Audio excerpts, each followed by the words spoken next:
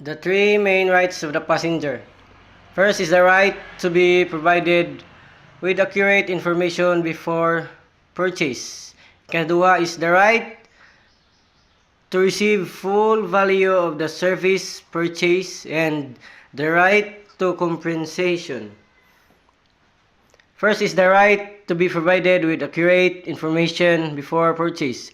Every passenger shall, before purchasing any tickets for a contract of carriage by the air carrier or its agents, be entitled to. Dapat pantay-pantay tanan og unsay naa sa kontrata mo dapat ang masunod kay mao man ang naa. Dapat tanan kumpleto. First is the provision on check-in deadlines. So, tayo kanus karon ka mag-check-in ka then siyempre naman ay deadlines dapat mo sunod sad ka ugaon sang orasa sang adlaw nga na. Ikaduha is ang refund and rebooking policies. So, dapat mo refund then og magparebook og balik na i-refund ug kitay ma-delay gamay ana. Katulo is procedure and responsibility for delay and for or cancel flight. Mga pamaagi og responsibilidad og kintahay ma-delay imong flight. Dapat na mo giandam-daan nga unsay imong ikakuan sa passenger ingana. And then ikaduha, the right to be provided with accurate information includes right of the passenger to clear and non-misleading advertisement. The right to receive full value of the service purchase. Dapat ang passenger na ay the right na ilang kuan na sila katungod nga madawat ang sakto nga serbisyo sa inyong kuan ug unsay naa si dapat ihatag ninyo sa passenger. Full service ang kuan is transportation ang kuan. Ikaduha, baggage conveyance. Mga bagahe nga ilang dala. Ancillary services. Mga serbisyo nga hinabang o suporta.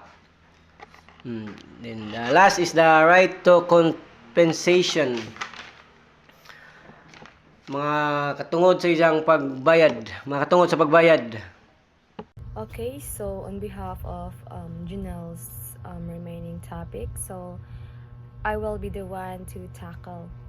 So check-in deadline. So in general definition, check-in deadline refers to the latest time before the scheduled departure of the flight. So the estimated time of departure or ETD. So that must present yourself to the airline at their check-in counter. So this is usually not less than 45 minutes before your flight's ETD. So here's the rule number one, consequences of late check-in within designated area. A passenger within the air carrier's cordon or other designated check-in area at least 1 hour before the published ETD shall not be considered late or a no-show and shall not be denied check-in. So if you arrive at the airline's designated check-in area less than 1 hour before your published ETD, so you will be considered nga late jud or a no-show. So money pasabot nga likely nga denied ka sa check-in. So maot na ang first. So the second is the carrier, so airline's responsibility siya sa utmost diligence. So the airline or the carrier has a responsibility to make their best effort ensuring that passengers within a designated check-in area or lined up at the check-in counters within the check-in deadlines are processed for their flights. So sila maoy responsible anhi nga mohimo sa ilahang best para ma-ensure ang mga passenger sa kanang check-in area nga ma-process sila jud sa ilahang flight. So number 3, a passenger who is late may be denied check-in and directed to a standby or rebooking counter, as the case may be for proper processing. So in this case, in handling of late passengers, so if ang passengers arrives late for a check-in, so presumably after the check-in deadline, although the exact time frame isn't explicitly stated here, but implied by rule number 1 kadtong